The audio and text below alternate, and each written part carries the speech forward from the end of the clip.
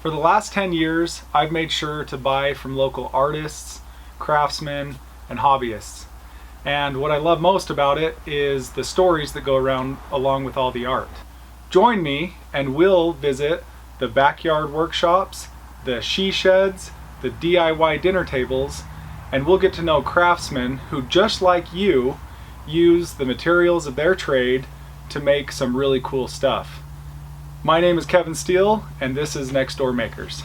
Today I'm here with Jeff Hansen, and Jeff is actually a neighbor of mine, and I got to know him through Facebook, where Jeff was posting pictures of some really cool things that he made. I saw the cornhole games that you made. And we donated 102 rocking chairs in December for needy kids. That was so awesome. That was a lot of work. So tell me about these rocking chairs. What inspired you to make them? I have a friend that lives in Idaho Falls, or Boise, and he has a daughter that's autistic. And she would sit on the floor with her books, and she loved her books. And she would rock back and forth, but she would hit her head on the back of the wall, and after a while, she'd get blood or she'd hurt herself. So he called me up and he says, "Can you make something that we can strap her into?" And strap, and I didn't like that idea. So I tinkered around and we came up with a child's rocking chair with a book holder on the side. And I went up to the dollar store, bought $100 worth of books, and just took the chair down to them, gave her all the books, and from then on she wouldn't get out of the chair. They had to pick her up and force her to go to bed or to take a bath. She loved it. She loved her chair. So then I decided, see what the market was like around here, because I'm a retired carpenter, was at it almost 50 years, and sit down was the hardest thing for me. I mean, I was I think 190 pounds. I went up to 415 in a year, and then it took a year to get it all off again. And because I came out here and started working, it gave me my purpose again. One of the things that really stuck with me when we first met is you said when you can't sleep or when you're feeling anxious, you come out here to this shop. Like last night, I couldn't sleep because I knew I had these orders and I hadn't even started them yet. So about 10 o'clock last night, I got dressed, came out here, and 9 o'clock I went inside and got yelled at for staying out all night. So Jeff's a craftsman, and he's got a lot of experience doing finishing work, carpentry, all sorts of things. But really, coming out here, this is where you can get your inspiration, you can get your creative juices flowing. And if I'm feeling depressed, this is what makes me feel better. What I love about this shop as I look around is you've got the tools of the trade and the necessities, but I also can tell that you work with your hands, you work with what you've got, you make it happen. And that's one of the things that I've kind of seen, and I really want to encourage people to understand, is that you don't have to have a 4,000 square foot shop with have $1 million worth of tools. Yeah. Just a handsaw and a drill and a sander. You had told me that when you first started, you were just using a couple of simple tools. Mm-hmm. Tell me what that was like. It was really hard.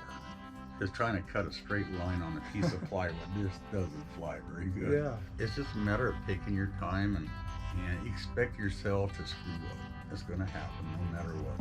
So don't get mad, don't give up, try again until you finally figure it out. There's a lot of wisdom in that. One of the other things that you told me is that when you have an idea, you write it down. And it's not on display today, but when I came by the other day, you had a board out and there was drawings. I saw the print of what looked like a child's rocking horse.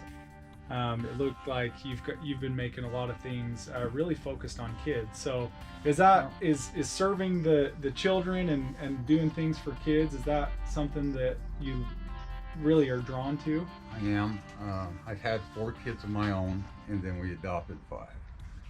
And hold on, and then adopted 5. Yeah. So 9 kids. I couldn't wait for him to get out of the house, but every time one left, I cried because No, I lost my. You missed them. Yeah. Wow.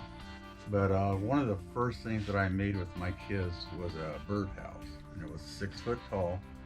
It was 6 inches by 6 inches, and there was 3 birdhouses on each side. And we'd set it outside. We were out sanding, and I think it was Channel 8 News in Idaho Falls drove by and saw it, and they came back and started videotaping. And my kids were on TV, and they Just were the biggest birdhouse anyone had seen. I tell you what, and it sold like crazy. I love working with kids. I mean, Yeah. an adult's fine, but little kids, you can just, their eyes are open, their ears are working, and they want to learn. They want that big tool, or they want to use that sander. They want to make some for the mom and dad so they can show how proud they are of it. Awesome.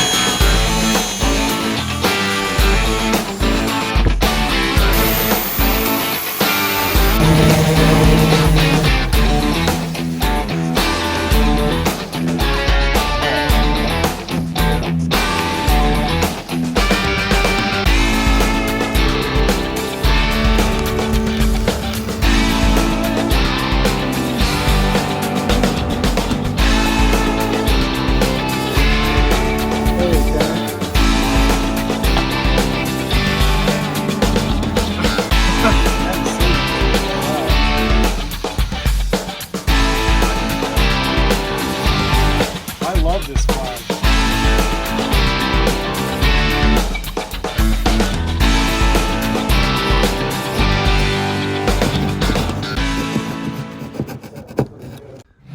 All right, so here's our finished product. We've got a cornhole board, beautiful rustic flag. Jeff showed me the ropes, made it easy for me. Everything was pre-cut. And ready to go for a noob like me, but as you can see over here, he's got a stack of these things ready to go.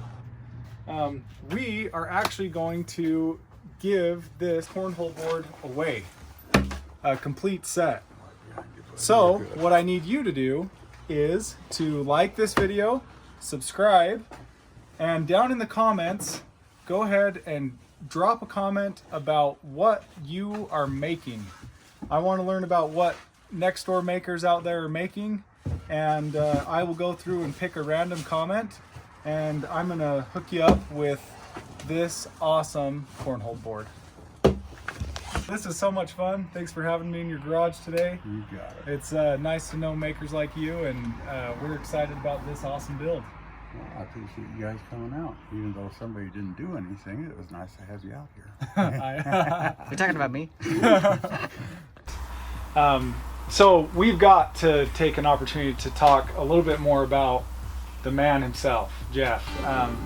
I've had a lot of fun just seeing you interact on Facebook and getting to know you a little bit. And from what I understand and have learned about you is that you're a veteran. Yes. Thank you for your service. Thank you. That's so awesome, and it's neat to see as you go throughout your day-to-day that not only are you thriving, taking care of yourself and doing things in the wood shop, but you're also reaching out and taking care of other people as well. We try.